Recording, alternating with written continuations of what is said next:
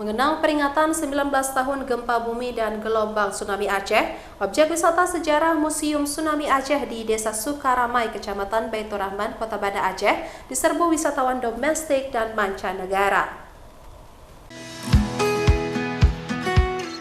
Berwisata ke Banda Aceh di penghujung tahun kurang lengkap rasanya bila tak berkunjung ke situs sejarah Museum Tsunami Aceh.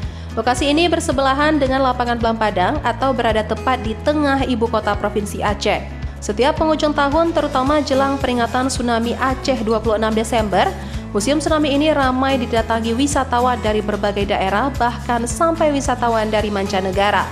Mereka sengaja ke lokasi ini untuk melihat secara dekat tragedi bencana alam yang merenggut ratusan ribu jiwa.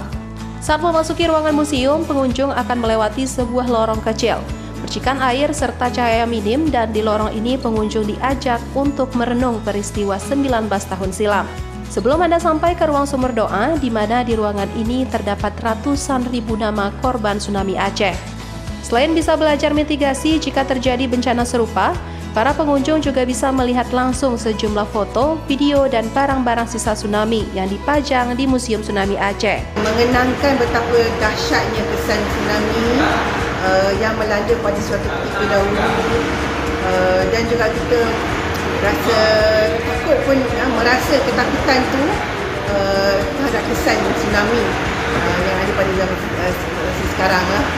Ini kali pertama saya di Banda Aceh, langsung kita mau datang melihat kesan-kesan tsunami yang ada di kawasan sini. Saya dari Dumai, di mana kami melakukan kunjungan di Museum Tsunami pada hari ini.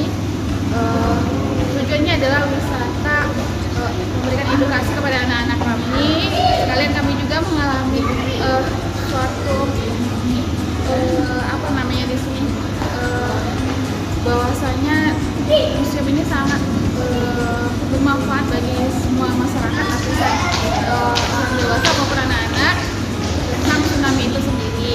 Sehingga hikmah yang kami ambil adalah religinya adalah kita harus dekat kepada Tuhan Yang Maha Esa. Museum Tsunami Aceh dibuka sejak pukul 9 hingga pukul 4 waktu Indonesia Barat setiap harinya. Dan untuk melihat benda dan koleksi tsunami, Anda cukup membayar Rp5.000 per orang. Dari Kota Banda Aceh, Syukri Syarifuddin, iNews melaporkan.